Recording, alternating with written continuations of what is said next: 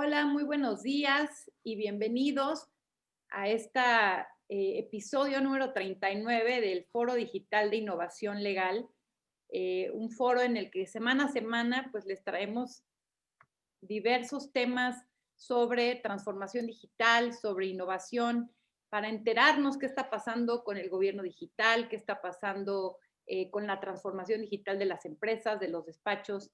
Y bueno, pues hoy tenemos un súper tema muy de coyuntura, muy reciente, porque pues acaban de aprobar en la Cámara de Diputados esta dictamen para expedir una nueva ley general de población. ¿Y por qué tiene esto que ver con nuestros temas digitales? Pues porque en el foro del abogado digital llevamos mucho tiempo diciendo que no podemos tener un gobierno digital si no hablamos de un mecanismo de identificación digital que nos sirva para poder identificarnos, hacer trámites de manera transversal en todo el gobierno.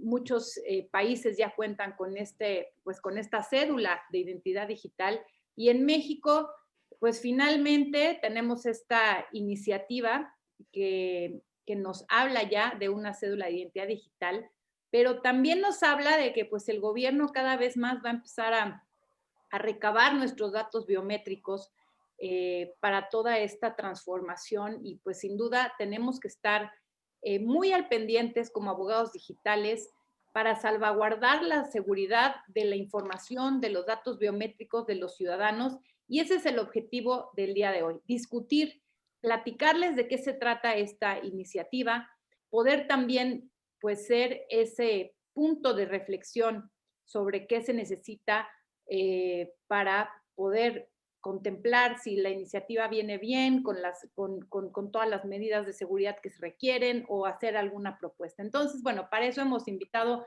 a un panel de abogados digitales expertos con los que contamos el día de hoy. Se los presento muy rápido porque, bueno, pues vamos a tener muchas opiniones y así que no quiero quitarles mucho tiempo. Tenemos a Jonathan Garzón, que también ya ha estado con nosotros en este foro digital, quien estuvo pues dándonos el tema de identidad digital, un experto sin duda en México de las personas que más conocen de este tema. Él es director de innovación y desarrollo de negocios en Secoban. Contamos también con Ana Paula Romualdo, que estuvo con nosotros la semana pasada, así que ya la recordarán, hablándonos de inteligencia artificial. Ella es asociada en el despacho Hogan Lovells.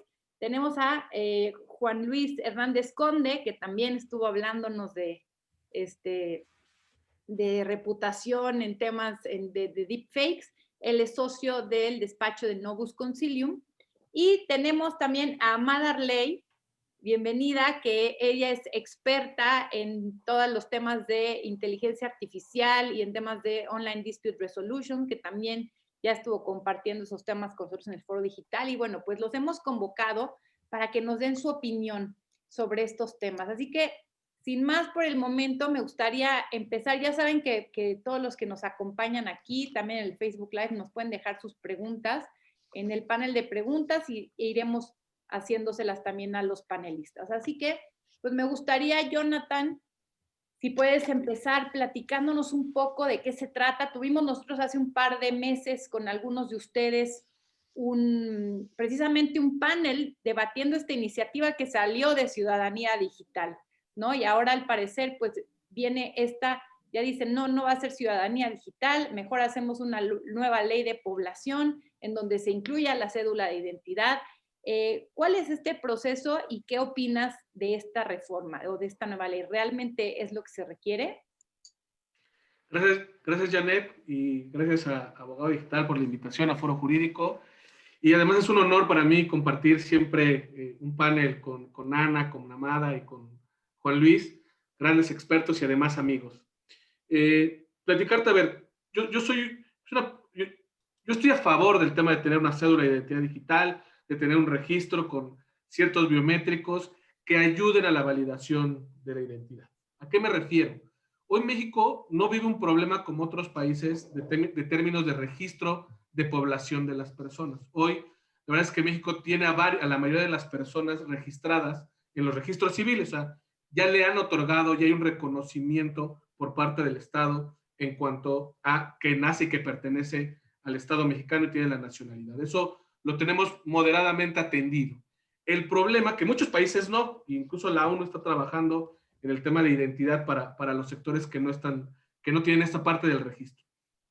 Pero México tiene el problema digital, el problema de que la convivencia o la interacción digital que requiere de la validación o verificación o confirmación de que cada uno de nosotros somos quienes decimos ser para todas las interacciones digitales, pues eso es muy necesario, incluyendo interacciones con el gobierno, interacciones entre particulares o entre distintas entidades para confirmar que somos quienes decimos ser y que podemos ejercer ciertos derechos, obligaciones, contratar, adquirir productos, recibir servicios por parte del Estado. Normalmente la interacción es física, donde hay que llevar documento tras documento, verificación manual, verificar que los documentos son legítimos.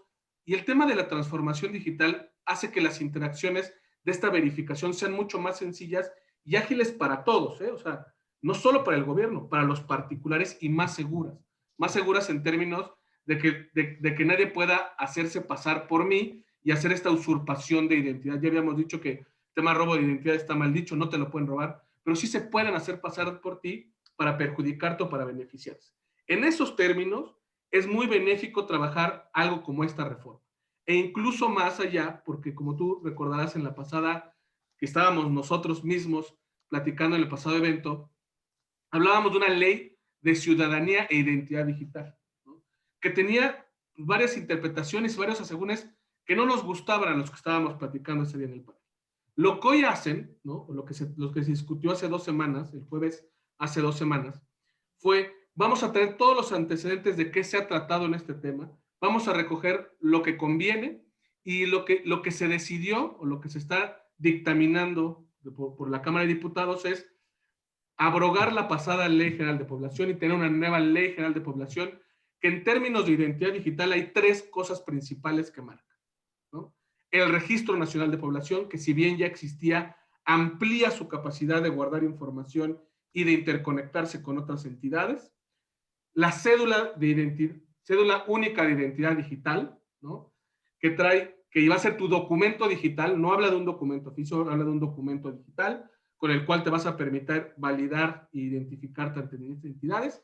Y el último, y muy importante, el servicio de identidad, donde va a permitir a las entidades del gobierno y particulares y privados que tienen que pagar un cierto derecho, esta parte de los particulares, para poder validar la identidad de quien tengan el consentimiento, ¿no? Si yo le voy a prestar un servicio a Ana Paula, quiero verificar que Ana Paula es quien dice ser y voy a poder utilizar este servicio de validación para poder confirmarlo. Para mí es un gran avance, va bien, hay cosas que pulir en esta reforma, pero es un avance, me parece muy bueno. Buenísimo, pues este es un gran panorama general. Como dices, hay 2 problemas que viene a solucionar. En México no hay tanto problema de identidad, sin embargo, sí es un tema de agilidad en los procesos, ¿no? Eso me parece padrísimo ese punto de vista. Entonces, pues esta primera ronda que les voy a abrir, al final aquí tenemos abogados digitales especializados en diferentes cuestiones, lo cual me gusta, que cada uno va a dar su perspectiva. Me gustaría que esta primera ronda, pues cada quien en general hable de sus perspectivas o de puntos específicos que les guste, que quieran de este tema. Me gustaría pasar con Amada. Amada, me gustaría que podamos hablar de esta cédula de identidad digital, ¿no? ¿Tú crees que tiene, cuáles son los beneficios que tú ves que pudiéramos tener como ciudadanos y también los riesgos que nos puede tener esta cédula? Pues mira, yo creo que, como bien Jonathan nos dio una muy buena introducción, y yo creo que el gran beneficio de esta cédula digital de identidad es precisamente que se van a reducir los costos y los trámites, ¿no?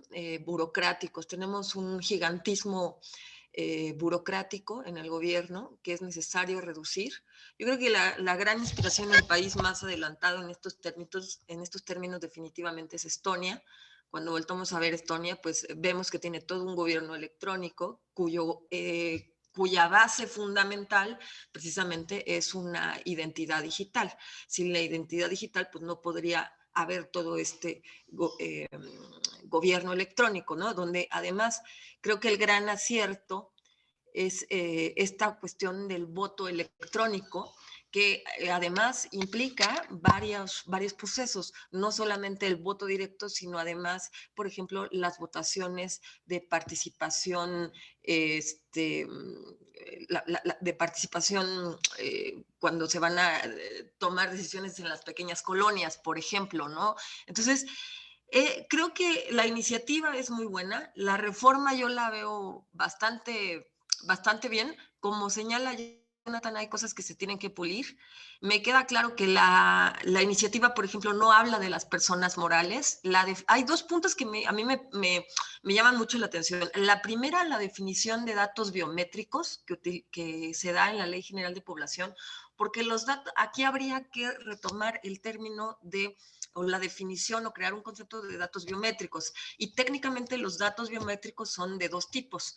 Los que son del comportamiento y otros los que son fisiológicos. Entonces, me parece que la definición de la Ley General de Población simplemente está hecho de un carácter muy general, pero pareciese que no toma los datos biométricos de comportamiento, que tecnológicamente los datos de comportamiento ayudan a que el dispositivo electrónico simplemente haga un reconocimiento de los datos de comportamiento y haga un nivel de confianza, genere un nivel de confianza. Entonces, lo que se transmite es el nivel de confianza, no el dato biométrico, que el dato biométrico queda estrictamente en el dispositivo electrónico, en la posesión y propiedad. Este es otro elemento que también me preocupa de la ley, porque habla de la posesión, y aunque sabemos que la posesión implica la propiedad, vamos, que no menciona tampoco la propiedad, de quién es propiedad, ¿no? O sea, lo asumimos, pero lo asumimos por la posesión. Y el otro elemento que me preocupa es que en la definición del titular habla de las personas físicas. Y entonces, por exclusión, está excluyendo a las personas morales, y eso es algo que tendría que aclararse dentro de la ley o que tendría que considerarse. Y el otro punto que también me preocupa dentro de la reforma es el punto de cuando uno de los artículos dice que la cédula de identidad dará plena validez jurídica. Y entonces aquí hay que ir a los términos de validez y de existencia, ¿no? Entonces son tres puntos que me parecen que hay que afinar todavía en el proyecto. Me parece que va muy bien. O sea, definitivamente, Jonathan lo dijo ahí en el Parlamento Abierto, son derechos fundacionales, ¿no? O es un principio fundacional la identidad digital, pero requiere todavía pulirse, ¿no? Creo que lo interesante será ver qué es lo que diga el reglamento. El reglamento creo que nos dará bastante luz de estrictamente de estas cuestiones, así como de los principios. Los principios están claros, pero aún así el problema está siempre en la implementación. O sea, la ley puede estar muy bonita y tiene muchas cosas, pero el problema lo vamos a ver en la implementación. Entonces, habrá que seguir esto paso a paso. Por ahí están los manuales de la Secretaría de Gobernación, que todavía son borradores de la implementación, pero bueno, es algo que vamos a tener que ir siguiendo de cerca. Oigan, pues ya tenemos aquí varias perspectivas, ¿no? Ya Jonathan nos dice, aquí hay un tema de de poder identificar a los ciudadanos, de procesos de gobierno, de autenticación de la identidad, ¿no? Estas ramas de identidad. Y ahora también Amada nos dice, y además está un tema de datos biométricos, en donde pues tenemos dos grandes vertientes de privacidad, de ciberseguridad, y bueno, el tema de contemplar no nada más a las personas físicas ni a las morales, ¿no? O sea, ahí ya tenemos varios temas sobre los que podemos ir desmenuzando en este foro. Y Juan Luis, me gustaría que nos comentaras, pues tú también tienes mucho esta explicación muy clara siempre de las diferencias entre la identificación, la identidad, la autenticación. No sé si quisieras profundizar en algo de eso o cómo ves tú el dictamen. claro, Janet, muchas gracias. Y muchas gracias por abrirnos espacio aquí contigo. La verdad es un honor estar aquí y compartir foro con Jonathan, Amada y con Ana Paula. Mira, definitivamente yo creo que el hecho de que abroguen la Ley General de Población pasada y que ahora emitan una nueva en donde nos hablen de esta cédula de identidad digital, sin duda alguna es muy positivo porque ya sabemos qué es lo que quiere hacer, ya sabemos qué es lo que quieren hacer, ¿no? En la pasada ley propuesta por el diputado Javier Hidalgo, no sabíamos, era más poesía jurídica que otra cosa, y aquí pues por lo menos ya sabemos un poco qué se quiere hacer y está bien. Pero a mí me gustaría contrastar esto con la vida real, ¿no? Porque el problema de la tecnología es que la tecnología por sí sola no resuelve las cosas. La tecnología exponencia lo que sucede en las realidades. Si tenemos burocracia y le metemos tecnología, vamos a crear tecnoburocracia, que va a ser una burocracia corregida y aumentada. Entonces, creo que es importante entender cómo funcionan las cosas para no meternos a crear tecnoburocracia. Y lo primero es, ¿qué es la identidad? Pues la identidad son esos atributos que me distinguen a mí como persona. Y que en la realidad de las cosas hoy en día no solamente es mi nombre, mi dirección, mi CURP, mi RFC, o sea, todo eso, sino también, o incluso mis datos biométricos, sino también se trata de mi comportamiento en Internet. Piensen en la última página que visitaron ayer en la noche, piensen a lo que le dieron like hoy en la mañana, piensen en los mensajes privados que le mandaron a tal persona en una red social. Todo eso va aumentando nuestra huella digital y todo eso suma a nuestra identidad. Todo eso nos identifica como seres humanos que tenemos una opinión, que tenemos una preferencia y que somos únicos e irrepetibles por eso. Luego tenemos el proceso de identificación, que es precisamente cuando una entidad, que puede ser centralizada o descentralizada, nos da fe, llamémosle así, de que la identidad de la persona es precisamente, corresponde a la persona quien dice tenerla, ¿no? Y entonces genera una identificación, ¿no? Genera una credencial para identificarnos, que es muy fácil, ¿no? Saberlo cuando nosotros vamos al INE, el INE nos ve, nos dice, pues, ¿sabes qué? Tú sí eres Ana Paula, tú sí eres Jonathan, sí eres Amada, aquí está tu identificación, tu credencial para votar. Y esto sucede en el ámbito público, pero también sucede en el ámbito privado. Piensen cuando van ustedes a una universidad a tomar clases. La universidad te emite una identificación privada. ¿No?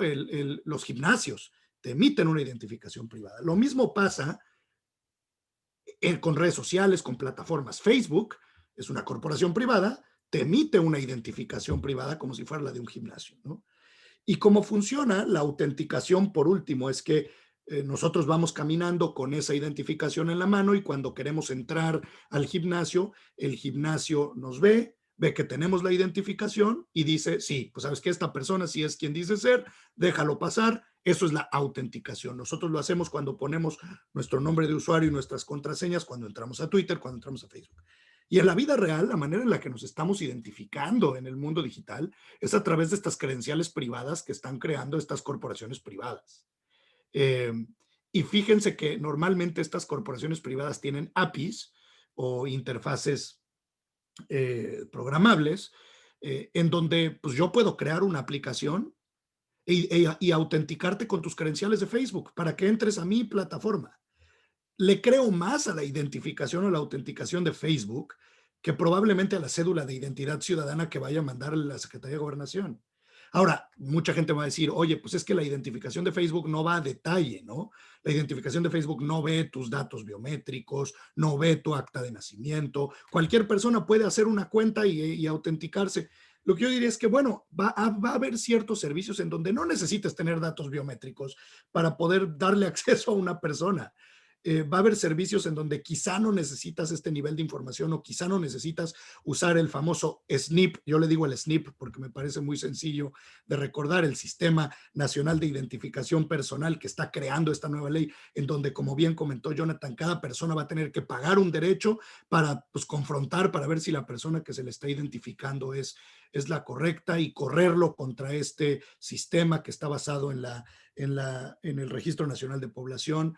Pudiera llegar a ser hasta cierto punto más burocrático que simple y sencillamente autenticarte con tus credenciales de Facebook, ¿no? Entonces, creo que sería muy bueno que nuestros diputados vieran un poquito la realidad de cómo funciona la interacción en materia digital, y que no nos vayan a pedir que absolutamente todos los servicios en línea vayan a tener que estar, ¿no? Si yo quiero poner mi tienda en línea, voy a tener que identificar a una persona con su cédula de identidad. Sería bueno que a los particulares no nos obliguen a ese estándar.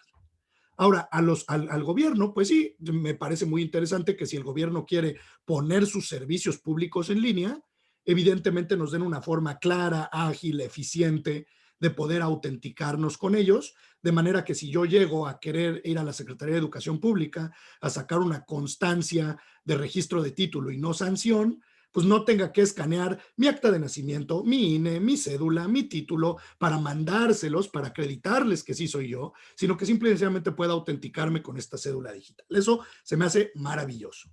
Ahora, el hecho de que sea centralizada, y de esto Ana Paula nos podrá platicar muchísimo, crea muchos riesgos en materia de protección de datos personales y en protección en materia de privacidad, ¿no? El hecho de que el gobierno tenga en un ente centralizado tanta información, aquí dice la ley, la propuesta en el artículo 76, lo estoy leyendo, dice CURP, nombre y apellido, fecha de nacimiento, entidad federativa de nacimiento, nacionalidad y datos biométricos que define el reglamento.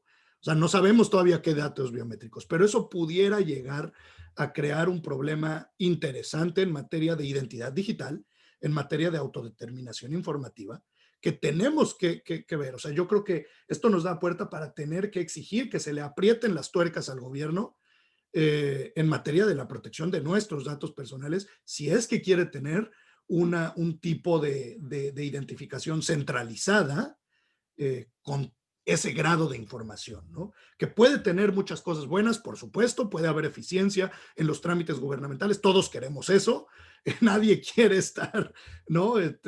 Siendo presas de la burocracia, pero también la forma de implementación va a ser interesante para no crear burocracia innecesaria y para proteger los datos personales de nosotros como ciudadanos, ¿no? Gracias, Juan. Y pues sin duda, más bien nadie dudamos que esto es un paso necesario, que la cédula y todo este tema pues trae muchísimos beneficios, de los cuales más nosotros que somos la generación ya digital estamos hartos de tener que ir.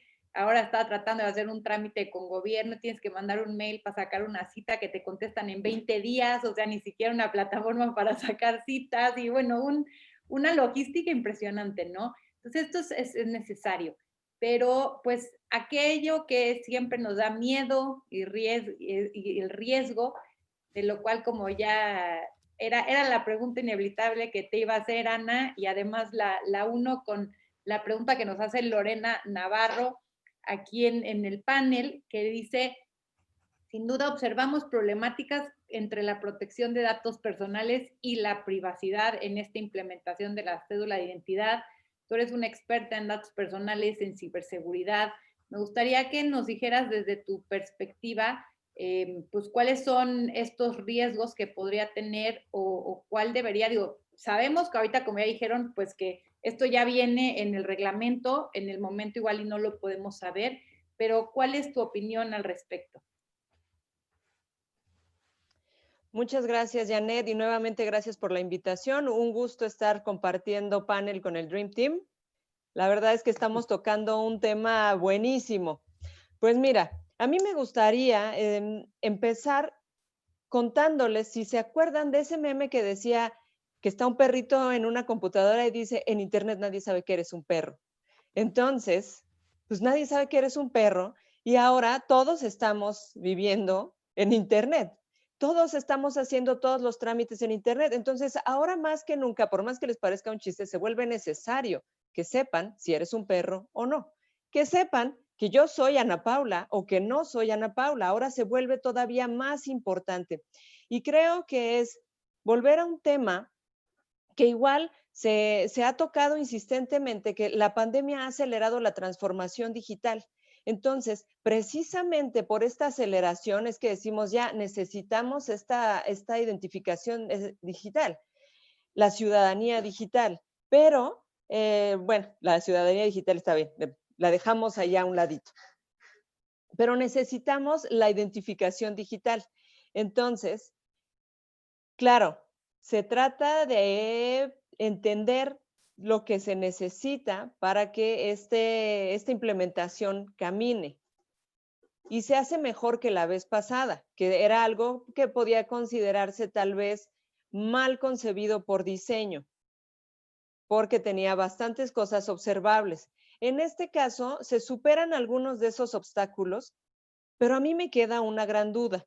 No solo la parte de datos biométricos que menciona Amada, sino que la protección que da la ley de datos personales en posesión de sujetos obligados, porque lo vamos a dar a una autoridad estos datos personales, no menciona, y eso es criterio del INAI, lo sabrá Lorena, que aunque los datos biométricos no estén considerados expresamente como datos personales sensibles, esto no exime de que puedan ser considerados de esa forma. Todo depende del uso que se les dé.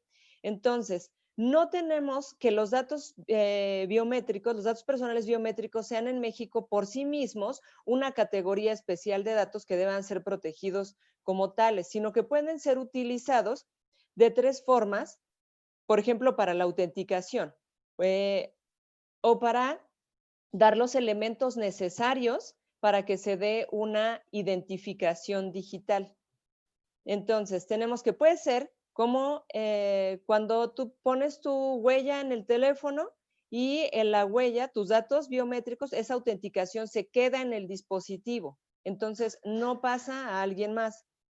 Ahí tenemos únicamente una autenticación que queda ahí únicamente conmigo. Después puede ser que no en el teléfono, pero cuando vas a otro lugar donde tú te identificas con la huella, ahí los datos no se quedan contigo, ahí los tiene alguien más a quien tú se los proporcionaste y después se hace el match entre lo que en lo que diste para el registro y lo que estás dando posteriormente para autenticar tu identidad.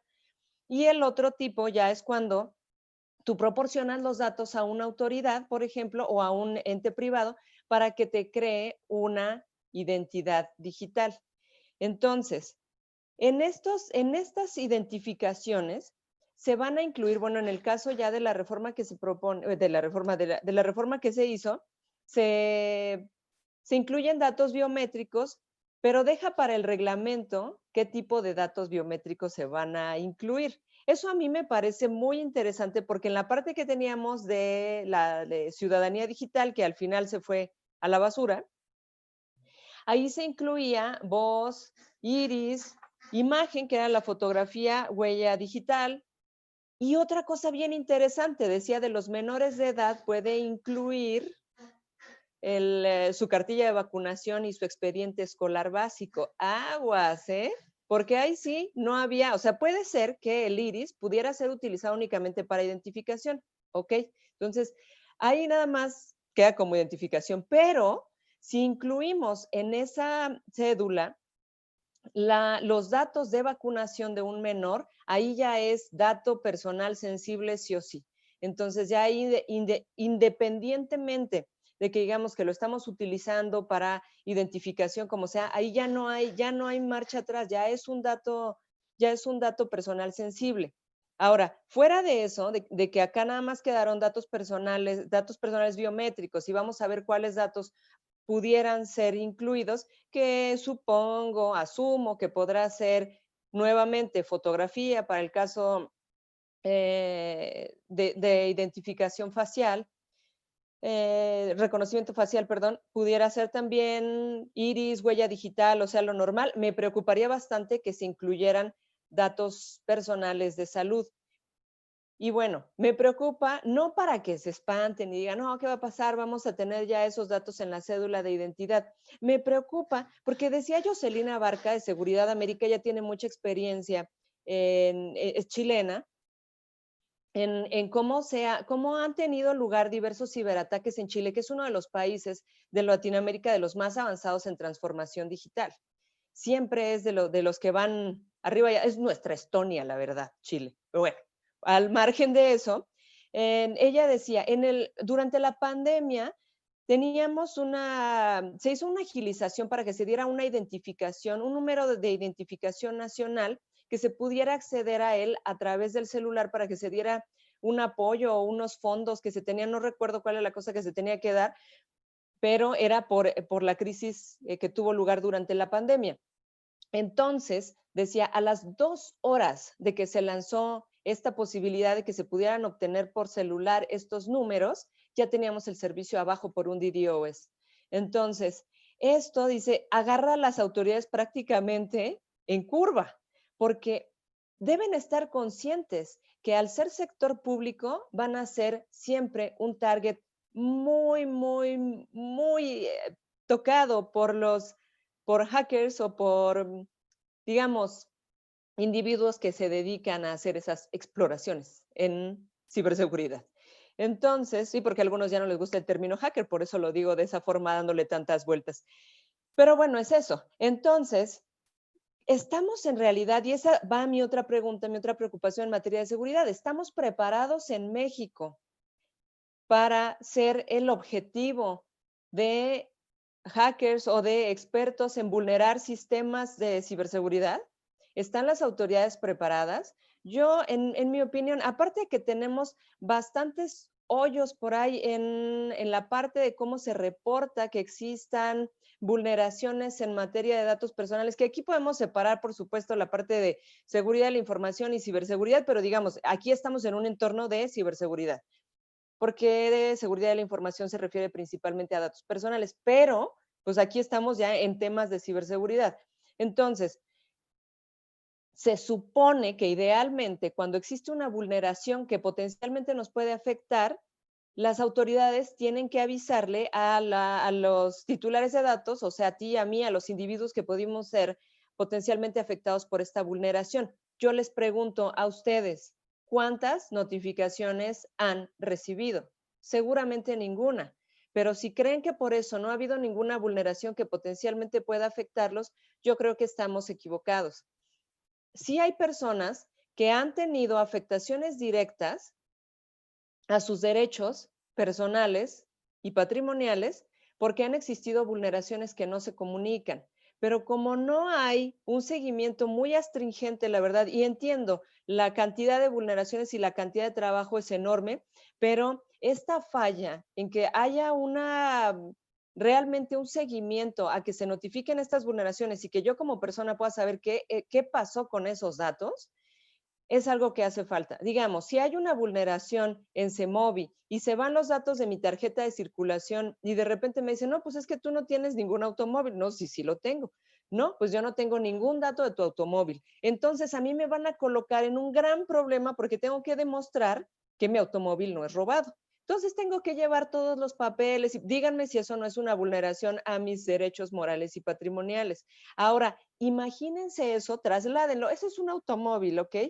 Tendría que hacer un trámite enorme para comprobar la propiedad del automóvil porque se perdieron los datos derivados de una vulneración y digamos que desaparece eso.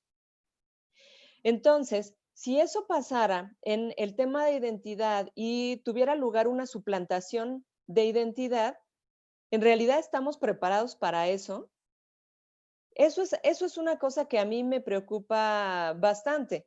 Entonces, creo que hay que estar conscientes que sí es justamente, como estaban mencionando mis compañeros, la implementación, una de las patitas más importantes y más flojas que puede haber en el tema de identidad digital. Y creo que ya saben todos los problemas que hay en torno a ciberseguridad. No hay una ley, se le llama nada más seguridad de la información. Las que han existido, o sea, las propuestas que han existido son súper medievales, se nota que no entienden el tema. Y ciberseguridad es un tema toral en el tema de identidad digital. Entonces, ya con eso, los dejo. Muchas gracias, Ana. Y sin duda, pues este es momento en el que también el gobierno tiene que empezar a implementar pues procesos como se implementan en las empresas de simulacros de ataques, de ciberseguridad, con muchas áreas estando involucradas, ¿no? Ahora sí que se le exige a las empresas y toda la protección de datos y el aviso de privacidad, pues hay que empezar por casa desde el gobierno para poder también aplicarlo, ¿no? Y pues bueno, como comentó también Amada, este es un tema en donde no nada más se trata de la cédula de identidad y de todo esto que hablamos, de dónde van a guardarse los datos, sino que deja el piso para muchísimos otros procesos que se van a hacer en el gobierno, y uno de ellos pues es el electoral. Entonces, ya tenemos también por aquí una pregunta de eso que se me adelanta a la audiencia porque yo ya te la iba a preguntar, Jonathan. pero pues creo que pues una de las grandes resistencias de que esto sucediera, creo que era el gran ego del INE, ¿no? El Instituto Nacional Electoral, que pues hoy en día, al no contar con esta identificación, digamos, oficial, pues todos, una identificación oficial y sacas tu INE, ¿no? Cuando dices, oye, pues ni es oficial, ni todo el mundo la tiene, pero al final de cuentas, operativamente, como ustedes dicen, no nada más es la ley, sino al final es cómo operas y cuál es la facilidad de operación en el país. La facilidad de operación a nivel de identidad, pues es la base de datos más grande, ¿no? Que tenemos, es la, pues, no sé si la única, pero de las pocas instituciones que tiene todas las huellas digitales, en donde ya vemos cómo los bancos para autenticación de identidad cruzan tus propias huellas con el INE, porque es la única referencia que tienen para saber que si eres tú, ¿no? Entonces, pero esto trae pues tema obviamente de votación. Por acá nos comenta también Iván Rodríguez, dice que no está claro el tema de consultas populares, de temas electorales. Entonces yo más, ¿qué pasará con esta credencial para votar y cómo afecta este ecosistema, Jonathan? Claro. A ver, voy primero mencionando que lo que se reforma o lo que se abroga es la Ley General de Población. La ley que tocaba los temas electorales y los temas de consultas populares y elecciones populares era la Ley de Ciudadanía Digital y Identidad Digital. Esa ya, como dice bien Ana Paula, la tiraron a la basura, ¿no? Ya no tiene que ver el ejercicio del acto ciudadano con esta ley. Esta ley es de la Ley General de Población, habla de interculturalidad, habla de movilidad y habla de estos tres elementos de identidad relevantes que ahorita los voy a tomar, pero no trata los temas electorales. Eso me parece que correctamente los deja fuera, ¿no? Quiero decirles también que estamos en un contexto de identidad relevante. Fíjense esto, el 3 de diciembre sale este decreto de reforma. El jueves pasado se modifica el Código Fiscal en la miscelánea fiscal para el 17F, el artículo 17F, en un párrafo, permitir al SAT también la verificación de identidad biométrica al SAT. Y se aprueba ya para que mañana se discuta en pleno, se aprobó en comisión, el registro de celulares, ¿no? Pues estamos en 3 semanas hablando de un chorro de temas de registros y datos y que el Estado va a empezar a tener más datos y controlar más datos. A ver, de inicio no es que esté mal, ¿no? Justamente hablaban de los riesgos. Yo conté 4 riesgos principales, ¿no? Conté 4 riesgos principales. Primero, el tema de proporcionalidad. A ver, ¿para qué tanto dato y quién tiene acceso a qué dato, ¿no? Bien lo decía Juan Luis, de pronto hay un artículo que dice que el registro va a tener tales datos biométricos que se definen en el reglamento, que está bien, en el reglamento habrá que discutir que limitar al menor y al más usable correctamente de los datos biométricos, pero también dice que el registro en su última consulta, los demás, o sea, ¿cuáles demás datos tiene que tener el registro? No habla en términos de proporcionalidad de, ok, eso los va a tener el registro. ¿Y qué va a traer la cédula? De pronto también hay un error ahí, me parece garrafal, que dice que la cédula va a tener los datos biométricos. Es una tontería, porque lo que se busca es que la cédula no traiga los datos en sí, sino que la persona, cuando quiere identificarse, sea quien proporcione, y sí el registro los tenga. O sea, el registro sí tiene que tener, pero la cédula no, porque la cédula es un documento digital que no debe tener inmerso los datos, porque si te lo roban traen tus datos biométricos, ¿no? O sea, eso es importante, ¿no? Y luego el servicio. ¿Quién va a consultar y qué se puede consultar, ¿no? El tema de proporcionalidad va, ¿qué va a traer la cédula? ¿No? Porque además es un documento digital. Regresándome al tema del INE, el tema del INE va a seguir siendo un documento físico, ¿no? Hicieron ahí un piloto para pasarlo, pero es un documento físico que ha funcionado y que ha servido. Y ahora hablamos que la cédula solo es digital, ahí especifica que solo es digital. El tema de proporcionalidad es los servicios, a quién les va a dar acceso y a qué datos les va a dar acceso para comparar o consultar. La cédula, qué datos debe de traer y el registro debe traer los menos necesarios para poder ejecutar bien las acciones. Primer riesgo. El segundo riesgo, el tema de consentimiento.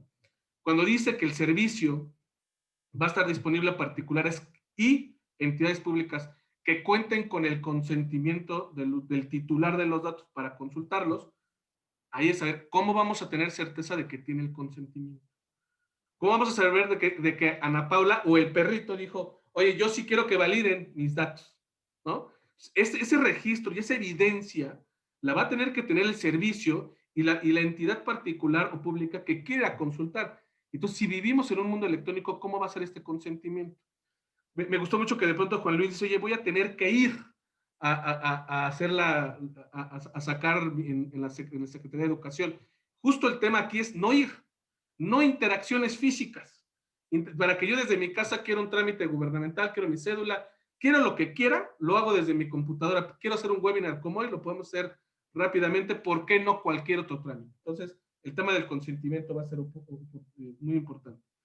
El tema de centralización, depende qué tantos datos centralizarlos es riesgoso, sí, moderadamente, pero también hay que señalar que hoy están desperdigados, ¿eh? O sea, hoy ya tienen datos biométricos, la Secretaría la Secretaría de Salud, digo, de hecho, el IMSS tiene datos biométricos, lo tiene también la Secretaría de Relaciones Exteriores, lo tiene el INE, lo tiene el SAT, ¿no? Que tiene ahí un convenio con RENAPO para almacenar esa información. Hoy ya tienen varias entidades información de nosotros. Oye, ¿es más segura que uno la tenga o que varios la tengan la misma? Pues a lo mejor si la centralizas y estableces los mecanismos de seguridad y minimizas los datos, o sea, el mínimo necesario, para que aquí está la identidad y cada una de las entidades del tema de salud solo lo maneja el tema de salud. Solo los datos de identidad son los que se comparten, pero no más. Cada una de las entidades debería tener en ejercicio de sus funciones el mínimo datos para cada uno. Entonces, ahí tenemos el tema de centralización y seguridad y luego los usos y abusos. ¿Para qué los quiero? Y luego, ¿qué podría ser abusivo? Porque de verdad, aquí el tema no es asustarlos. O sea, yo creo que necesitamos esta cédula, yo creo que necesitamos ocupar los biométricos, pero hay que tener mucho cuidado con el abuso, porque podríamos llegar, si ya tienen nuestra biometría facial, que no es lo mismo que una foto, sino la biometría facial, a reconocimiento a través de cámaras, ¿no? Entonces, podríamos llegar a esos escenarios. Lo que hay que determinar es hasta dónde puede el gobierno hacer uso de esos datos y qué controles hay para que no se abuse de esa información. Porque, a ver, las leyes de protección de datos iniciaron protegiendo a los particulares contra abusos del gobierno. Así nace toda la ola de protección de datos, contra abusos del gobierno, no contra abusos de particulares, sino contra abusos del gobierno. Entonces hay que delimitar claramente qué se puede hacer en ese sentido, ¿no? Y bueno, hasta ahí mi participación.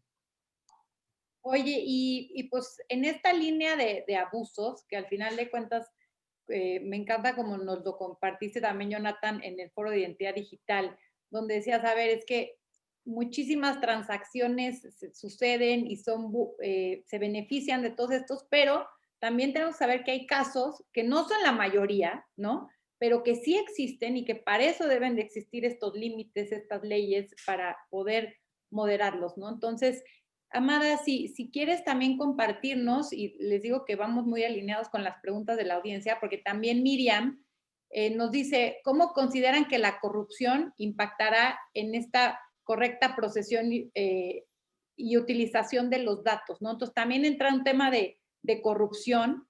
Entonces, pues, Amada, si nos puedes ir también, pues, profundizando un poco en tu perspectiva, ¿qué temas hay con el abuso? ¿Cómo podrían ser corruptibles estos datos?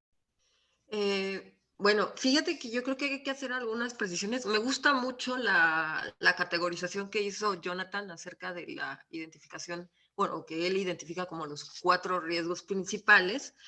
Yo creo que es necesario precisar que, a ver, que hay 14 millones de personas en México que no tienen identidad. Y estoy hablando de que puede ser que no tienen actas de nacimiento o que sus actas de nacimiento son apócrifas.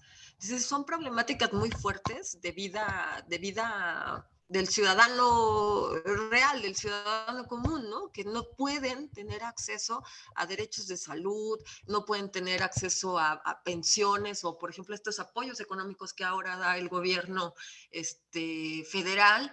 ¿Por qué? Porque no tienen un acta de nacimiento, porque vamos, que generaciones anteriores a las nuestras se les hacía muy fácil sacar actas de nacimiento en registros, por ejemplo, de las comunidades, y realmente no existen esas personas en los libros oficiales, ¿no? Entonces, esa es una problemática real que yo creo que es una ventaja en la cual se buscaría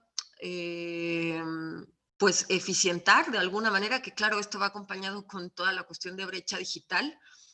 Definitivamente hay que tener en claro que cuando se van a implementar este tipo de proyectos, no se puede siquiera intentar pretender que va a salir al 100% de manera eficaz desde el principio, porque pues no es lo que pasa tecnológicamente, ¿no? Entonces, todo tiene que ser parte de un proyecto que vaya de poco a poco y que se vaya extendiendo. Eso creo que está muy claro.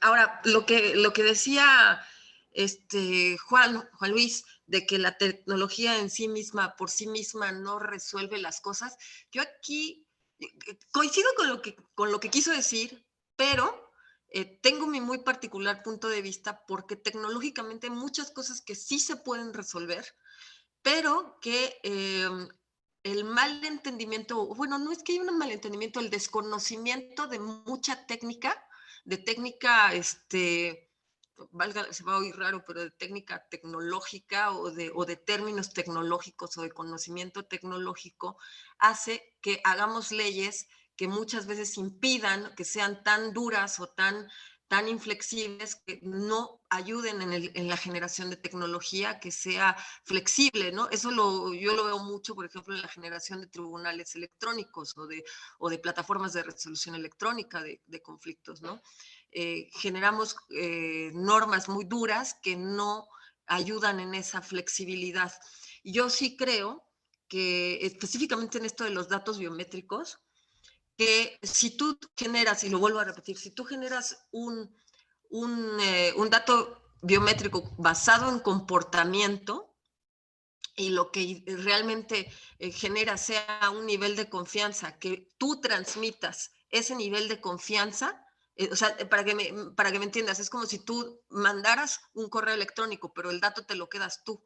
Entonces, en ese tipo de soluciones tecnológicas, realmente son mucho más prácticas que la misma ley. O, por ejemplo, el utilizar el blockchain, que también puede tener dentro o puede cifrar tu dato, y que el titular sea realmente la persona moral o física que tenga el control de sus datos, ¿no? Entonces, ¿cómo, hago todo este preámbulo para responder a tu pregunta sobre la corrupción? Porque la corrupción finalmente es como, no es la tecnología, sino es la finalidad o el uso que le dé el hombre a la tecnología. Y entonces, realmente, desde mi punto de vista, utilizando blockchain, por ahí Daniel Uribe trae un proyecto muy interesante de proteger los datos biométricos a través de blockchain. Creo que se pueden evitar muchas cuestiones de corrupción. Sin embargo, hay que seguir poniendo candados, porque la corrupción está, híjole, se va a oír horrible, pero casi es intrínseca al ser humano. Entonces, la verdad, así como hay muchas mentalidades que no lo son, así hay muchas que siempre están buscando sacar provecho, ¿no? Entonces, hace algunos años hablábamos en el C3 de un proyecto del voto electrónico, con el INE. Y uno de las argumentos, digamos, en contra, era que precisamente si tú llegabas a tener estos datos, lo que se iba a generar era incluso algún tipo de delincuencia en el que te hicieran algún tipo de daño, digamos, incluso físico, te cortaran mano, ojos o alguna cuestión de este tipo, por tener acceso a tus datos, ¿no? Entonces, definitivamente, pues sí se van a tener que poner candados, ¿no? Ahí, pero ni siquiera eso. Digo, la verdad es que en práctica no hemos sabido solucionar esta problemática, ni siquiera offline. Entonces, online es otro universo que es complejo y que tiene la misma complejidad, ¿no? Entonces, en suma, no quiero decir que es imposible de resolver, pero pues habrá que estar al acecho de.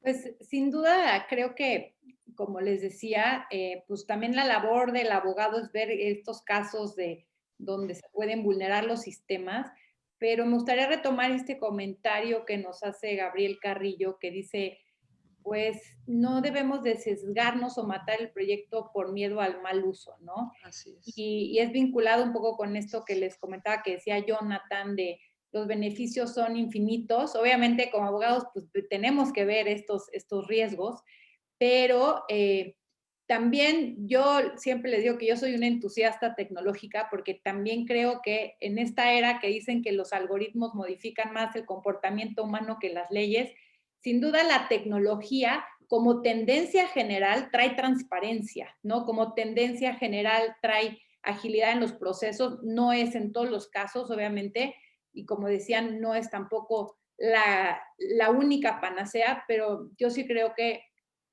nos pueden ayudar, sea implementados como sea, tenemos que dar el paso hacia adelante, ¿no? Entonces, bueno, pues le toca el turno a mi querido Juan y me gustaría que, digo, además de los comentarios adicionales que nos quieras tener, podamos dar pie a esta pregunta de Jonathan Mendoza, que dice, ¿qué opinan de la falta de inversión en tecnología como parte de la política de austeridad del gobierno actual y cómo impactaría en los aspectos de seguridad técnica que comentan de este proyecto? Me tocó una pregunta muy difícil de responder porque me ponen en el foro. Fatal, definitivamente fatal. O sea, si tú quieres tener, a ver, si tú me estás diciendo que vas a ser un ente centralizado que va a tener una cantidad enorme de datos, ya lo dijo Ana Paula, si tú creas un panal va a llegar el oso y se lo va a comer. Tienes que invertir en protegerlo. No se vale decir la austeridad republicana y no se vale. O sea, simple y sencillamente no tienes idea qué está sucediendo. Porque la seguridad informática y la ciberseguridad cuesta. Y va de la mano con la siguiente pregunta que nos hace Jonathan. O sea, cuesta porque también el sujeto obligado tiene que hacer un análisis de impacto, ¿no? Para saber dónde están los riesgos, para poder atacarlos. Y entre ellos, el sujeto obligado, pues es en este caso la Secretaría de Estado que está construyendo esto o a través de su dirección, ¿no? Que lo está haciendo. Entonces, se tiene que invertir y definitivamente la falta de inversión va a crear muchísimos problemas. Yo creo que por ahí debemos de empezar, ¿no? Y segundo punto, yo creo que, a ver, seamos prácticos. Sí está muy divertido que tengamos una cédula única y que vivamos como en Blade Runner. Se escucha súper padre, que seamos súper futuristas. ¿Se necesita en todos los casos? O sea, ¿realmente es necesario una cédula de identidad para absolutamente todos los casos de identificación de la vida pública y privada? Si tú dijeras y pusieras esta propuesta en Estados Unidos, la gran mayoría de la gente de Estados Unidos sería de espaldas. La gente cree que en Estados Unidos no hay leyes de privacidad, pero probablemente cuidan más su privacidad que en muchos otros países. Porque, a ver, ¿por qué tengo que darle al gobierno?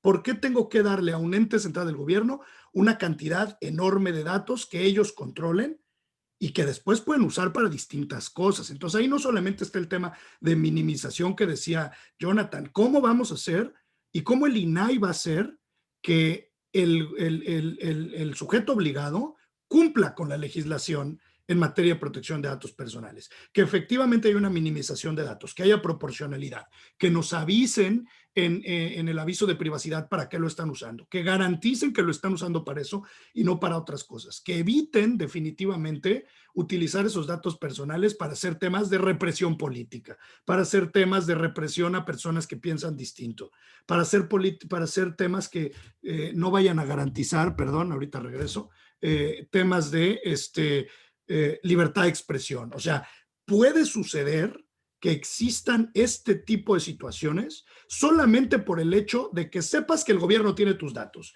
Es lo que en otras jurisdicciones se llama el chilling effect o el efecto de enfriamiento, y que en diversas cortes, como por ejemplo la Suprema Corte de Justicia de Estados Unidos, se ha determinado, se ha reconocido como un riesgo al ejercicio de derechos fundamentales.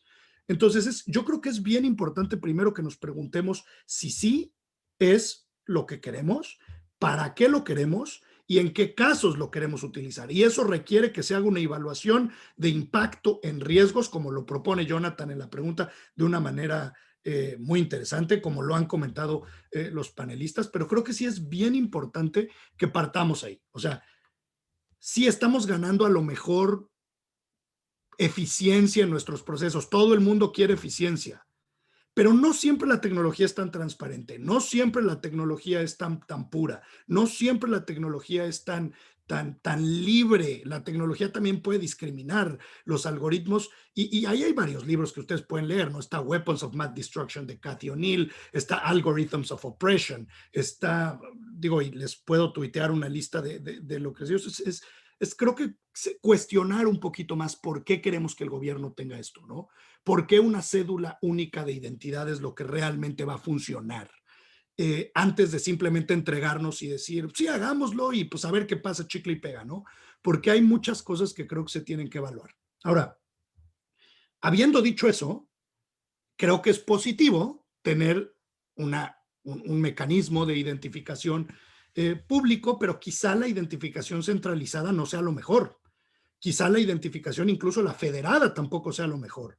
Quizá tengamos que estar tratando de migrar a identificaciones soberanas, en donde realmente la persona que tiene los datos, el titular de los datos, es la persona que controla su identidad y que controla su identificación y que controla los medios de su autenticación, y que no tenemos un gobierno que tiene estos datos necesariamente en sus bases de datos, ¿no? O sea, creo que aquí se abre, porque hablaban de blockchain, ¿no? Tiene sus desventajas. Por ejemplo, si usas blockchain para hacer esto y pierdes tu contraseña, perdiste tu identidad, porque no hay nadie que te pueda reponer contraseña. Y creo que pues muchos de nosotros, al menos yo, pierdo mis contraseñas casi todos los días.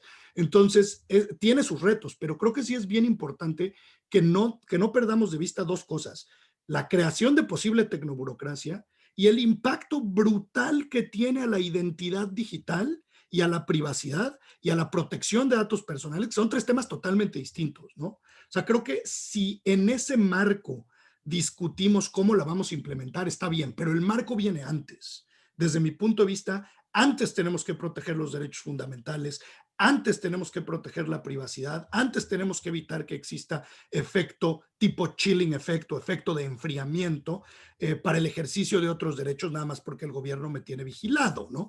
Y me van a decir, Conde, ya quítate el sombrerito de aluminio, ¿no? Probablemente van a decir, pero creo que es importante discutirlo. Creo que el marco de esta cédula de identidad o el marco de esta tendencia para darle tantos datos a nuestras autoridades siempre debe de ser los derechos humanos, la protección de la privacidad, la protección de la autodeterminación informativa, y de ahí partimos. Y tenemos que mantener a raíz.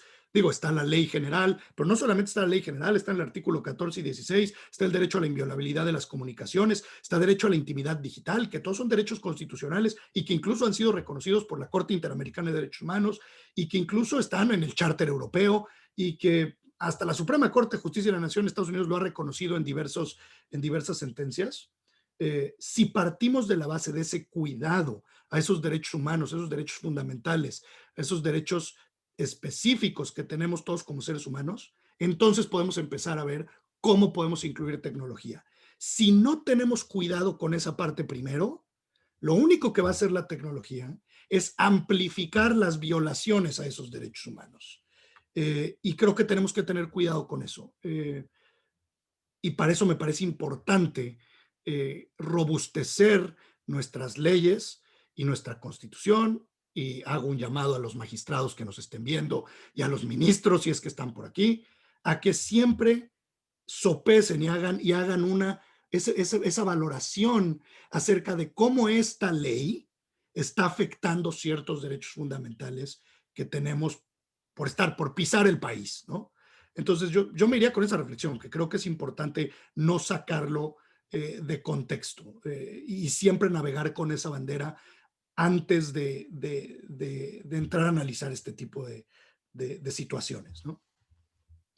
Bueno, es real, ya tenemos, digo, muchos casos como este famoso, el de el director de cine que buscando como forma de matar a tu madre, cómo matar a tu madre para hacer una película, pues llegó la policía a su casa, o cuentas que han sido suspendidas porque las búsquedas en Google son de cómo hacer una bomba, y bueno, la realidad es que por eso yo siempre digo que aquí cabe aquellos abogados que les gusta el tema de derechos humanos, pues sin duda caben muchísimos temas de discriminación, de estos derechos fundamentales en el tema digital. Necesitamos más abogados digitales en el gobierno, más abogados digitales especialistas en derechos humanos, de pues cuestionar, esa es la palabra que usaba alguno de ustedes, necesitamos cuestionar que sí, que no, cómo sí, cómo no. Entonces, Ana, me gustaría pues también vincular tu participación a una pregunta, además de que pues tenemos aquí Enrique Varela, nos hace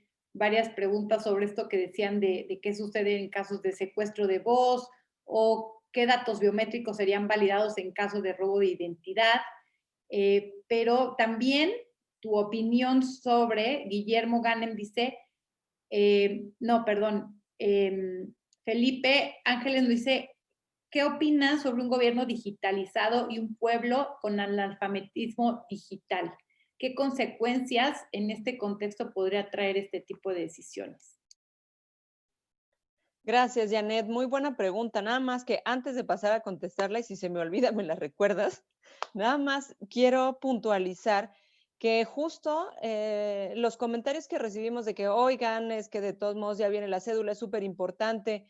Yo estoy completamente de acuerdo con lo que dice Juan Luis, y sabes que te lo he comentado en diversas ocasiones, que una cosa es que nosotros seamos abogados digitales, que conozcamos los conceptos básicos o madre de alguna tecnología para poder estar en contacto con los desarrolladores de las tecnologías, con los clientes, con los gobiernos, para poder ser ese puente de comunicación.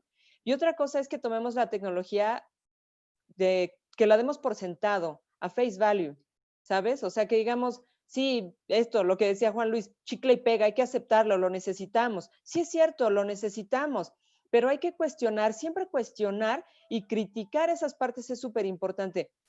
No en ningún momento estamos diciendo, oigan, está súper mal, estamos diciendo, es necesario. Y en este contexto es muy necesario, o sea, se vuelve imperativo la utilización de esta identificación, de que ya llegue la digitalización.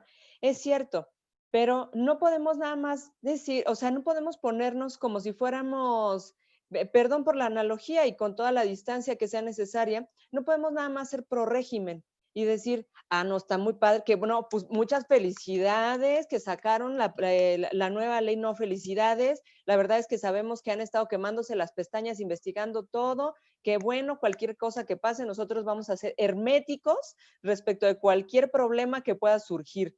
Por supuesto que no. Se trata de aplaudir la parte que es aplaudible y criticar sin que la parte que sea criticable. Y creo que eso es algo que también es un tema cultural que tenemos bastante fuerte, ¿no? Que se sale algo a la luz, una nueva ley, una modificación, y entonces generalmente hay autoridades que dicen, oigan, pero es que nada más critican. No, no es cierto, es que se toman muy mal la crítica y es una cuestión cultural bien fuerte, que no aceptan la crítica, aunque sea constructiva y aunque se hagan los dos lados, de que, oye, qué bueno que hiciste esto, nada más que hay estas áreas de oportunidad, como se les dice elegantemente.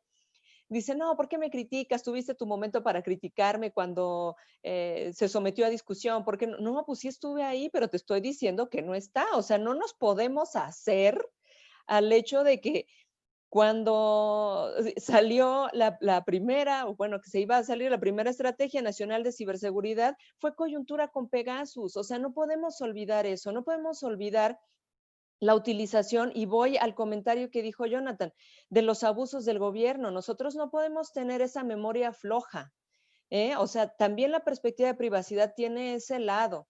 que tenemos que estar súper atentos a que pueden haber abusos del gobierno. Sí, ahorita ya podemos tener otro tipo, o sea, la perspectiva es distinta porque ya puede haber más cosas de los particulares, pero la memoria histórica nos obliga a recordar que los abusos históricos de los gobiernos de tener centralizadamente estos datos han sido lo que ha dado lugar a regímenes de terror. Entonces, eso no lo podemos olvidar, eso lo tenemos que tener presente. Y por otro lado, la parte de seguridad que decíamos, sí, o sea, por supuesto que aquí pasan, o sea, ustedes pregúntenle a cualquier sujeto obligado, oye, ¿cuántas vulneraciones has tenido? No, pues todos los días, como 100, o sea, sí hay quien me ha dicho, hay como 100 todos los días. Seguramente hay quien menos, hay quien no diario, como quieran, sí. Pero les comentaba el caso de Chile, porque pasó a las 2 horas en el tema que salió algo de identidad digital.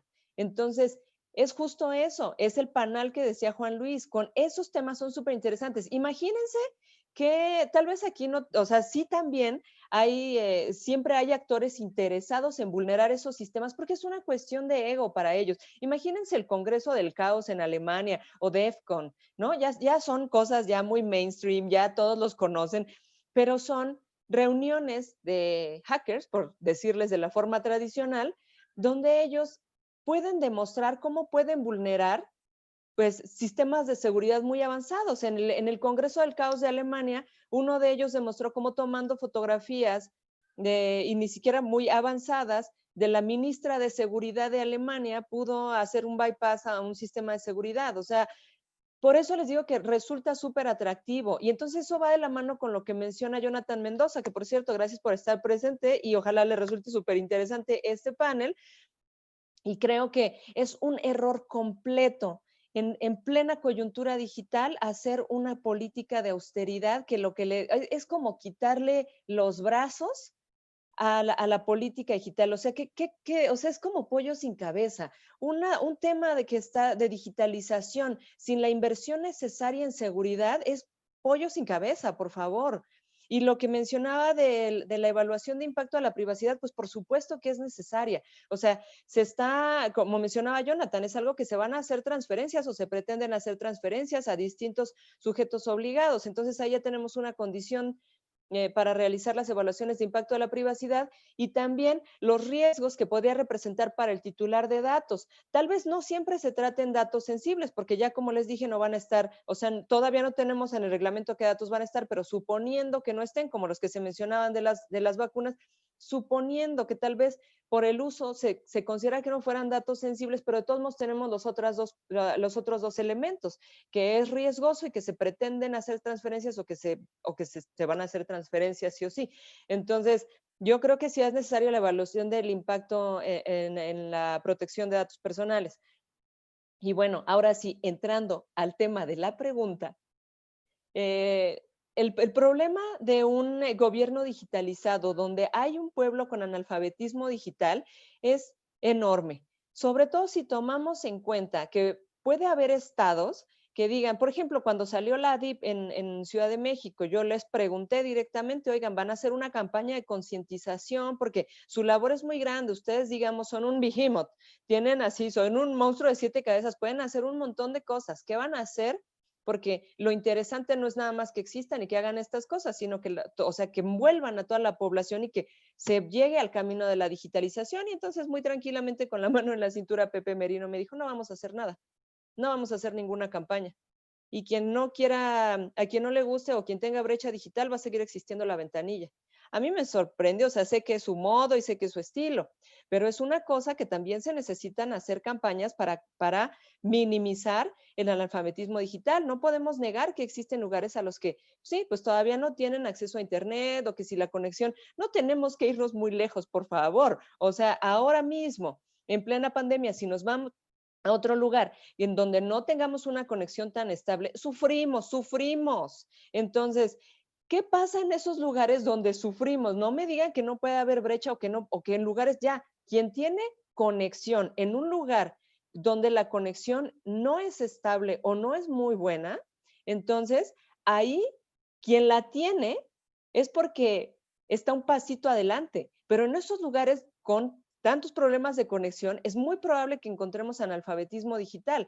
Entonces, ¿cómo vamos a meter a todos en la ola de la digitalización si tenemos analfabetismo digital? Esto también trae otro problema, que sí puede existir ignorancia en materia de ciberseguridad. Bueno, puede existir, lo estoy diciendo de una forma bien amable y elegante, existe, pero no es culpa de las personas. O sea, hay que ir y decirles, mira, lo que tienes que hacer es esto. Y a eso también van las campañas de concientización, las campañas de alfabetización digital. Ya lo estás haciendo, vas a subir a todos y dices, ¿es necesario? Ok, pero también tienes que concientizar a todas las personas, no para que tengan miedo, sino para que sepan cómo manejar los riesgos y qué cosa puede pasar si dicen, bueno, pues es que esto es muy seguro, como lo que pasa con cualquier persona que toma a face value estas tecnologías. Dicen, es súper segura. ¿Por qué razón hay datos personales biométricos en este registro? Porque hacen más segura la autenticación. Por eso existen esos datos, para que se pueda dar un match mayor con mi identidad. Entonces se pueda autenticar realmente, no nada más que sea mi nombre, no nada más que sea el típico que agarran la credencial y dicen, hoy me ha pasado a mí muchas veces, pues ¿desde hace cuánto te cortaste el cabello? Entonces, ese tipo de cosas se vuelven más seguras con la identificación, con la autenticación de la identidad que se utiliza al proporcionar datos biométricos. Entonces, esas son las cosas que así como yo estoy, sé que para análisis profundos o análisis de fondo como los que estamos haciendo, necesitamos toda esta carnita, ¿sí? Pero en la parte de alfabetización digital, sí que tenemos que utilizar la tendencia que se utiliza ahora de que todo se dé súper masticado, súper catchy, súper chiquito, todo así hecho de un formatito para que la gente lo entienda así de como una infografía. ¿Qué es tu cédula? ¿Qué tiene? ¿Qué riesgos tiene? ¿Qué datos vas a proporcionar? ¿Cómo tienes que cuidarla? Pum, pum, pum, pum. Eso lo tenemos que dar rápido, ¿sí? Para que poder dar una primera introducción a las personas para que sepan de qué se trata todo esto. No podemos nada más lanzarlo así como una botella al mar y pues, a ver quién cacha el mensaje y a quién no. Esto necesita, yo creo, una campaña bien fuerte a nivel federal. Y bueno, con eso concluyo mi intervención. Muchas gracias, Ana. Pues bueno, ya estamos en la última la recta final de este programa. Jonathan ya va a ser su última participación, nos va a tener que dejar, aunque aquí Benja Sánchez dice, hagan un curso de identidad biométrica digital y ciberseguridad. Yo se lo he dicho muchas veces a Jonathan, que tuvo a bien coordinar también el curso de abogado digital de FinTech, pero no me había hecho caso. Esperemos que ya, si te lo dice Benja, ya le hagas caso a Jonathan. Prometo que el primer enero, febrero sale ya. Pero sí, sin duda ahorita es más que nunca importante este tema, pero me gustaría, además de tus comentarios de cierre, Jonathan, nos pregunta aquí Elin Sales, ¿cómo se compara esta iniciativa con mejores prácticas internacionales? Tú has estado por todos lados con estos temas de Open Banking, de identidad digital. ¿Qué ves a diferencia de países más avanzados? De acuerdo, a ver, voy a hacer esta pregunta, lo voy a relacionar con lo que han contestado mis compañeros panelistas. A ver, me parece que la práctica internacional es caminar hacia una identidad digital, ¿no? La mayoría de los países, ya Argentina tiene una, ya varios países escandinavos tienen, o sea, van caminando hacia allá, ¿no? ¿Por qué? Porque la documentación física es vulnerable y genera mucho mayor problemas de seguridad el estar identificando todavía con documentos físicos, ¿no? Entonces, a ver, en mi punto de vista es necesaria, sí, la cédula de identidad es necesaria. Coincido con mis compañeros que hay que hacer una revisión específica de para qué se podría ocupar, qué se va a compartir, en qué casos, qué información se va a almacenar y quién va a poder entrar a esa información y para qué la puede ocupar el gobierno, ¿no? Y ahí habrá que ser muy enfocados, muy particulares, cómo evitamos que se pueda hacer un mal uso de ello. Para mí, el mayor riesgo es no tener esta cédula de identidad. Es el mayor riesgo que podemos tener. ¿Por qué? Porque uno, como lo decía Amada al inicio, o sea, hay todavía personas que no han llegado y no han llegado porque no hay registros ahí. Y llevar a un bebé o llevar a una persona a registrar es muy complicado. ¿Qué sí tienen seguramente cercano? Un dispositivo móvil. Entonces, esta parte de analfabetas digitales sí hay, ¿no? pero ya cada vez hay menos porque esto nos ha permitido digitalizarnos más fácil a todos, ¿eh? Porque como decía Ana, pues ya son mucho más empáticas y mucho más, la experiencia de cualquier aplicación es intuitiva, yo no tengo que tener instructivos para entenderle a estas cosas, ¿no? Entonces la digitalización o la alfabetización digital en el tema móvil ha sido mayor, entonces la mejor práctica en todo el mundo es que los servicios lleguen por aquí, no por una computadora, sino por el celular, ¿no? Que sean entendibles, que la gente los pueda tramitar, y eso no se va a lograr si no tenemos una cédula de identidad digital. No vamos a poder dar servicios privados y públicos y ejercicio de derechos aquí, ¿no? Aquí. El caso es de que hoy nos cierran un tribunal y los derechos de muchas personas están suspendidos. Garantías de personas y de empresas suspendidas porque los tribunales están de vacaciones. Cuando podían trabajar desde sus hogares, a través de este móvil, autenticarse, hacer todo por aquí. Pero hoy los expedientes están ahí resguardados y nadie puede tener acceso a ellos. Entonces, esa es una de las prácticas internacionales, es que sean a través del móvil. Hay tendencias, no práctica, tendencia, el uso del blockchain para identidad, ¿no? Que es diferente una tendencia a una práctica ya confirmada. Me parece que es bueno, tiene sus mejoras, pero me parece que todavía la tecnología tiene esta curva de hype donde todavía decimos, queremos poner blockchain para varias cosas, puede funcionar para identidad, pero hay que analizarlo, hay que pilotearlo, hay que hacer ejercicios, y eso puede durar unos 5 años todavía más para el tema de identidad, y la cédula la necesitamos, yo diría que mañana, ¿no? Tienen mucha razón. ¿Qué también prácticas que se generan? El onboarding. Alguien también lo hablaba en las preguntas. Oye, ¿cuál es la mejor práctica para que alguien, cuando yo me vaya a registrar, verifiquen perfectamente que yo sí sea quien digo ser? Y no llegue Juan y se diga, yo soy Jonathan Garzón, y registre sus huellas. Hay dos procesos que son las prácticas que la mayoría de los países tienen, que es la controversia de identidad y la recuperación de identidad, ¿no? ¿Qué pasa cuando de pronto el registro dice que Juan Luis y Jonathan son la misma persona, ¿no? Estas validaciones. ¿Y qué pasa cuando realmente alguien ya está ejerciendo mi identidad y soy yo? ¿Cómo recupero ese control que ya perdí? Son dos procesos que tienen que suceder. Otra de las mejores prácticas es la minimización en la entrega. Hoy entregamos nuestra identidad, o sea, si tú quieres entregar tu identificación, va a veces con tu domicilio, con tu credencial, con tu fecha de nacimiento, o sea, va con un chorro de cosas, y a lo mejor solo quieres compartir que eres mayor de edad y tu nombre. No necesitas compartir todo. Estas cédulas digitales lo que te permiten es que si tú quieres compartir algo, controles qué información quieres mostrar, ya sea visiblemente o que si se lo vas a entregar a alguien, solo entregues lo mínimo posible. No tengas que entregar toda la información que traiga la cédula. No porque la cédula traiga esta información, digitalmente te permite solo compartir lo que tú quieras y no todo, ¿vale? Me parece, concluyo diciendo esto es necesario. Hay que hacer todavía un análisis de impacto, como lo dicen, y para qué se va a usar, cuáles son los controles, pero no tenerlo es caminar hacia atrás, y aunque haya riesgos, siempre va a haber riesgos en la implementación, y no podemos guiarnos por los riesgos. Lo que tenemos que ver es cómo sí funciona esto y cómo implementamos cosas para que sea seguro, ¿no? Pero sí un cómo sí, y no como no. Yo escuché de la firma electrónica, de la factura electrónica, que no iba a funcionar, que el gobierno no podía, y hoy es una realidad. Hoy estamos reconocidos en ambas tecnologías como de los países que mejor implementaron las cosas, ¿eh? Y somos copia, o sea, somos modelo a seguir en otras partes del mundo.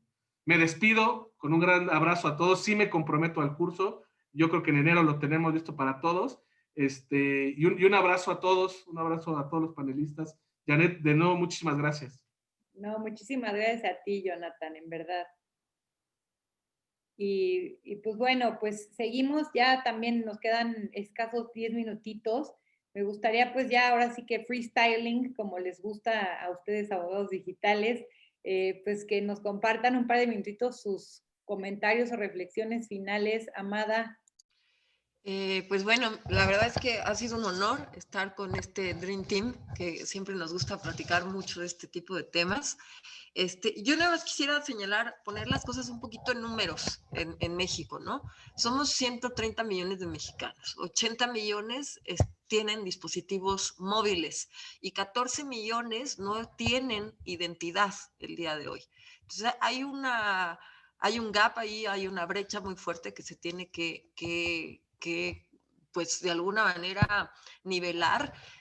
pero lo cierto es que una cosa es la realidad normativa o la realidad en disposiciones oficiales y proyectos, y otra cosa es lo que pasa en la realidad, ¿no? Entonces, yo he leído muchísimas iniciativas dentro o de proyectos del gobierno donde reiteradamente hablan de corregir esta brecha digital y aumentar mayores telecomunicaciones para nivelar esta brecha digital, pero la realidad es otra. O sea, y aparte, también entiendo un poco que se antoja difícil para un México que financieramente no está disponible o que su prioridad no es esa, se antoja difícil reducir la brecha digital de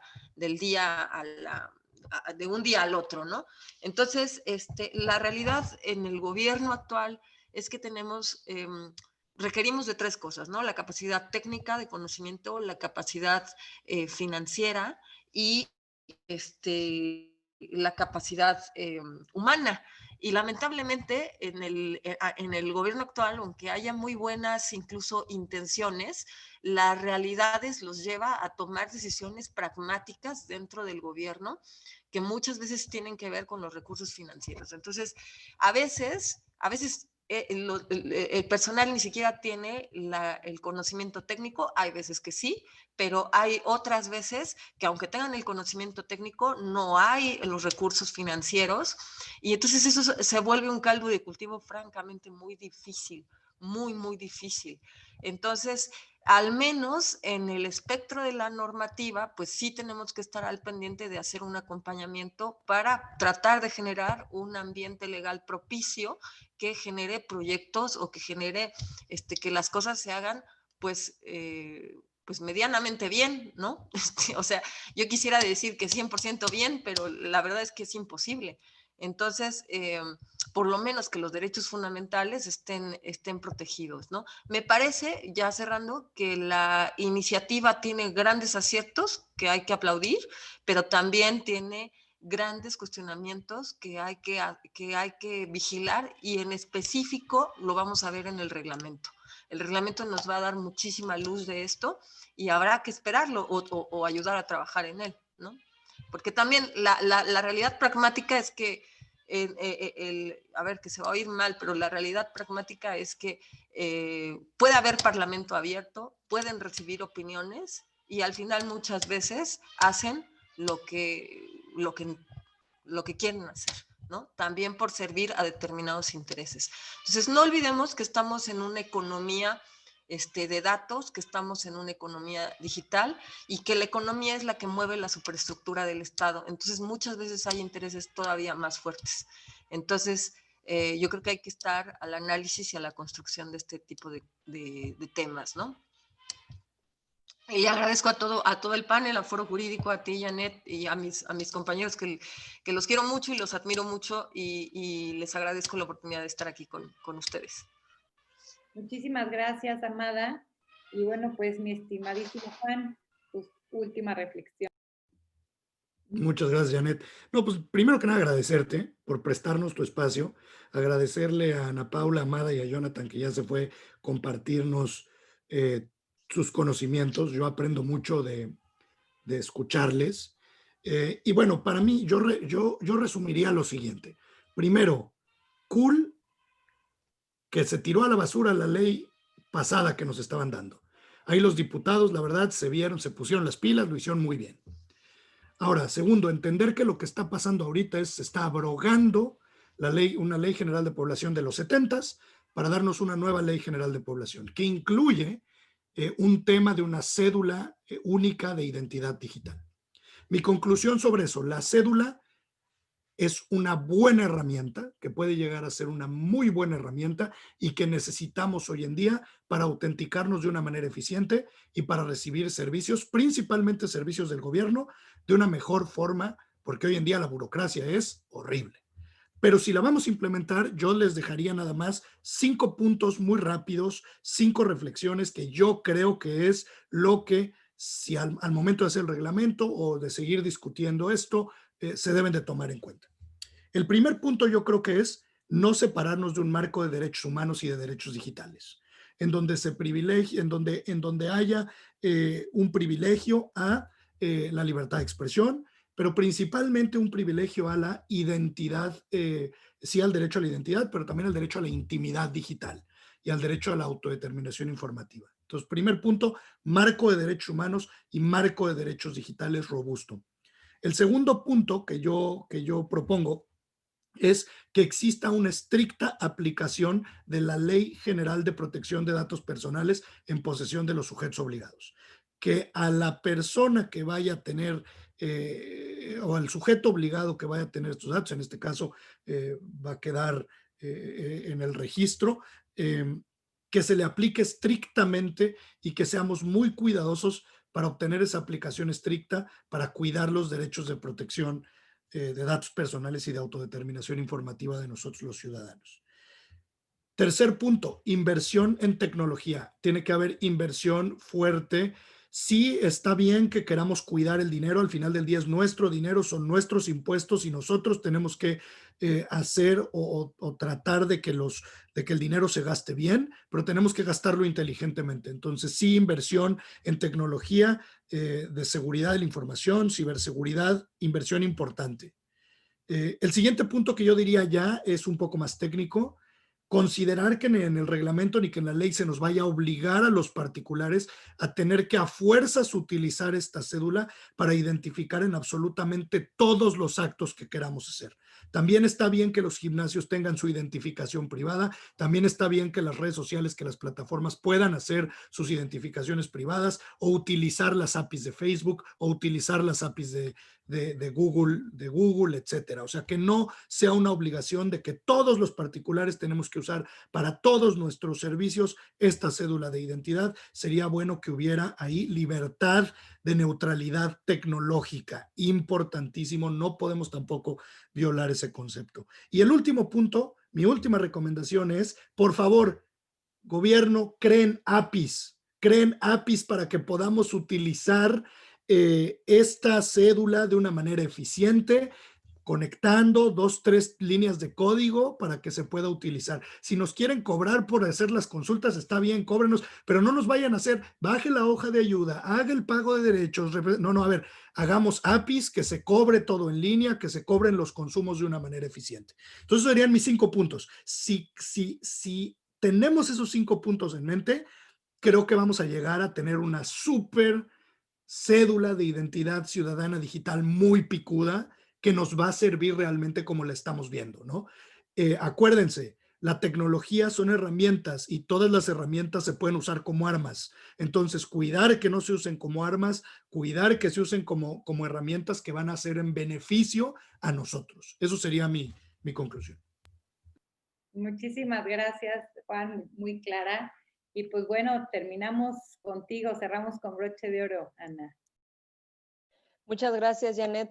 Pues yo rapidísimo en un minuto les digo que sí, es completamente necesaria esta cédula de identidad digital. Ya no nos puede dejar más claro la pandemia que la necesitamos. Sí, probablemente no para todos los trámites, pero la necesitamos. O sea, ya basta de estar yendo y formándonos y basta. Pero quiero poner el énfasis en el tema de vulneraciones y ciberseguridad, no porque esté mal, porque es el tema más flaco en México. Recientemente estuve en un panel que se llamaba ¿Por qué está todo mal en ciberseguridad? Y no fue mi idea de título, pero creo que es algo en el que hay que poner el énfasis muy fuertemente, porque es una les digo, de los pilares en estos temas y que se ha descuidado fuertemente. La otra cosa que quiero dejar es la necesidad de alfabetización y no perdamos las esperanzas porque a veces decimos, ay, quién sabe quién no, o sea, no están alfabetizados digitalmente una parte de la población como si fuera otro planeta. Claro que hay una diferencia más o menos como del 25% entre la digitalización de la población urbana y la digitalización de la población rural. Pero yo recuerdo la última vez que fui a Chiapas, específicamente a San Juan Chamula, yo ya veía a los chamulas conectados y acuérdense que tenían miedo de que les robaran el alma. Entonces, ¿cómo han logrado aplicaciones? Porque lo que más usan es WhatsApp. Entonces, ¿cómo han logrado esa penetración, ese tipo de servicios? Eso es algo que también tenemos que lograr para que también se sientan cómodos, no se sientan porque esto parte, toda nuestra desconfianza también, parte de la desconfianza que tenemos en cómo se prestan los servicios gubernamentales. Entonces, eso es algo que también es una confianza que se tiene que mejorar, se tiene que ganar nuevamente. Y pues ya, nada más con eso quiero cerrar. Un gustazo nuevamente estar con Amada, con Juan Luis, con Jonathan, que ya se fue, pero nos acompaña en espíritu, y contigo, Janet, una súper anfitriona como siempre, un panel que me ha gustado mucho, y pues ya, con eso los dejo. Muchas gracias. Muchísimas gracias en verdad a todos, sin duda este Dream Team que pues siempre hace las conversaciones muy amenas y fluidas, muchísimos comentarios a la audiencia. Muchas gracias por siempre ser tan participativos, en verdad, estas más de 100 personas que se conectaron hoy. Y bueno, me gustaría nada más cerrar con algunos anuncios parroquiales que ya saben que siempre les hago, platicándoles de algunos eventos próximos que tenemos. En primer lugar, está el próximo miércoles, también tenemos un súper foro digital.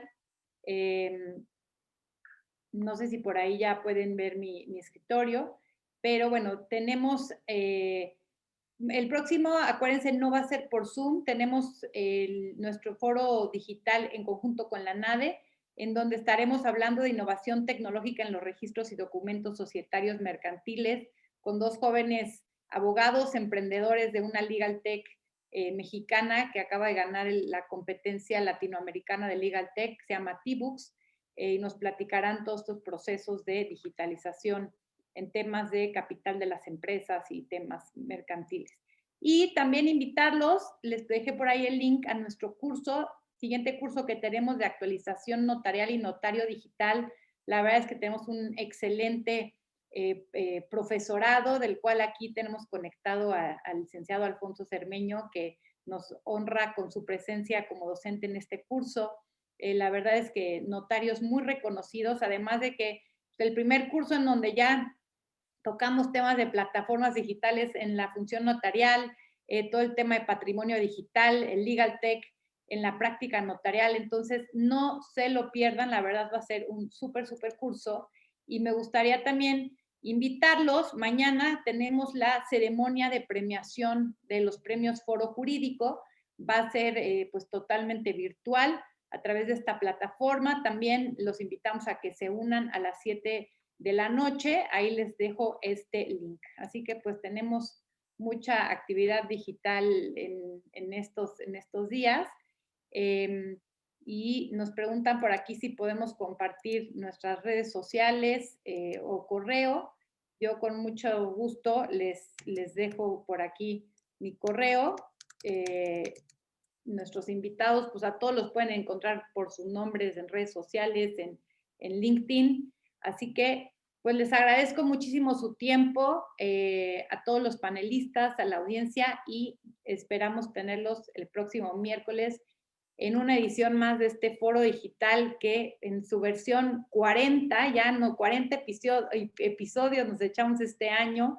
La verdad es que estoy súper contenta de que pues algo que empezó como un día de hay un tema importante, hay que difundirlo, ya se volvió pues para mí una práctica semanal. Y muchísimas gracias a todos por seguirnos. Nos despedimos y que tengan buen día.